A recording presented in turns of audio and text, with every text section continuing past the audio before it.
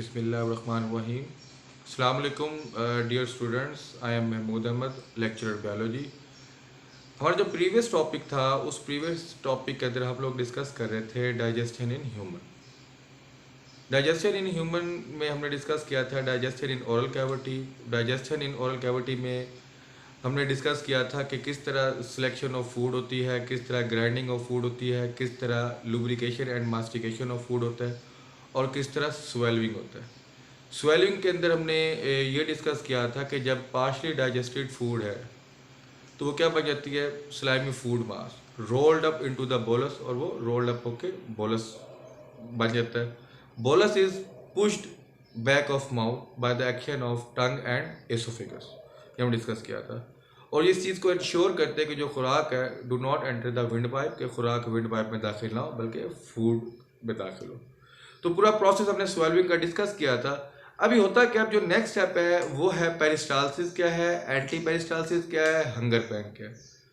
Peristalsis कब start होती है? जैसे ही खुराक, हमारे जो फूड है partially digested food oral cavity और एसोफेगस से होती हुई स्टमक और स्टमक से होती हुई होल एलिमेंट्री कैनाल में मूव करती है। आप कह सकते हैं the movement of the digestive tract, it is called peristalsis. Peristalsis क्या, the movement of digestive tract, digestive tract की मूवमेंट है by which food along the cavity of canal food move करती है। It consist of wave of contraction of circular and longitudinal muscles preceded by the wave of relaxation, thus squeezing the food down along the canal. Peristalsis starts just behind the mass of food from buccal cavity along the esophagus to stomach along the whole alimentary canal. मैंने अभी ये बात आपसे discuss की है कि जैसे हमारी जो खुराक है ओरल कैविटी, ओरल कैविटी से एसोफिगस, एसोफिगस से जैसे वो स्टमक और स्टमक के बाद होल एलिमेंट्री कैनाल में पहुंचती है, ये जो मूवमेंट ऑफ डाइजेस्टिव ट्रैक है उसको हम क्या बोलते हैं, पेरिस्टाल्सिस। तो पेरिस्टाल्सिस क्या है, देखिए the movement of digestive tract. इस पे क्या होता है, स्टार्ट मास ऑफ फूड की खुराक मूव करती है from oral cavity, oral cavity से एसोफिगस, एसोफिगस से स्टमक, स्टमक से तकरीबन होल एलिमेंट्री कैनाल। इस पूरे एलिमेंट्री कैनाल को हम क्या बोलते हैं, पेरिस्टाल्सिस। अब देखें सपोज ओरल कैविटी से जो है खुराक देखिए यहाँ पे आई, ये मसल रिलैक्स हुए, उसके बाद देखिए ये मसल दोबारा कॉन्ट्रैक्ट हुए, ये ऊपर वाले रिलैक्स मसल है, ये कॉन्ट्रैक्ट मसल है, फिर ये रिलैक्स मसल है, ये कॉन्ट्रैक्ट मसल है।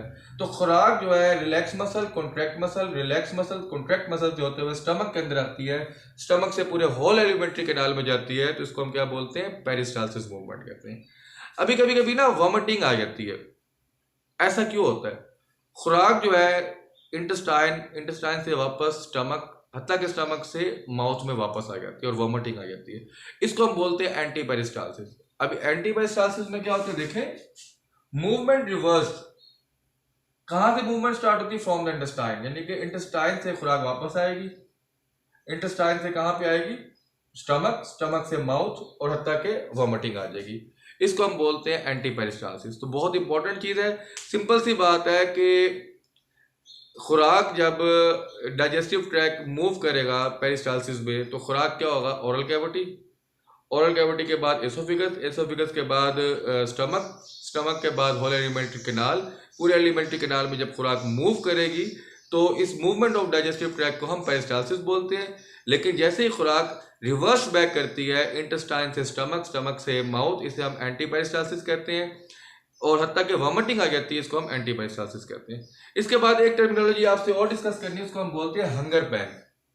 हंगर पैंग में क्या होता है, हंगर पैंग एक तो स्टार्ट होता है जब आपने जो प्रीवियस खुराक खाई हुई है उस खुराक को खाया हुए 12 से 14 घंटे या 12 से 24 घंटे हो गए हो। जब आपने प्रीवियस खुराक खाई है, उस प्रीवियस खुराक को खाए हुए आपको 12 से 24 घंटे हो गए, तो क्या होगा, आपका ब्लड ग्लूकोज लेवल लो होगा। जैसे आपका ब्लड ग्लूकोज लेवल लो होगा तो आपको अनकंफर्टेबल सेंसेशन फील होगी और आपको हंगर पैंग स्टार्ट हो जाएंगे। तो हंगर पैंग में क्या होता है, हंगर पैंग जो है usually 12 to 24 hours after the previous meal, कि आपने जो पहली खुराक खाई हुई है उस खुराक के 12 से 24 घंटों के दौरान आपको हंगर पैंग फील होते हैं। हंगर पैंग में क्या होता है कि पेरिस्टाल्टिक कॉन्ट्रैक्शन इंक्रीज हो जाती है।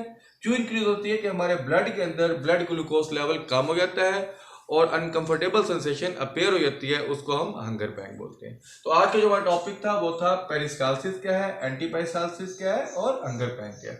ये देखिए ये पूरा डाइजेस्टिव ट्रैक्ट बना हुआ है, यहाँ पे मैंने आपको दिखाया हुआ है। अगर हम इसको यहाँ पे देखें ना, जब खुराक हमारी ओरल कैविटी से नीचे आती है तो ये जो टिश्यू है देखें, ये रिलैक्स टिश्यू, रिलैक्स मसल, उसके बाद ये कॉन्ट्रैक्ट मसल, फिर रिलैक्स मसल, फिर कॉन्ट्रैक्ट मसल।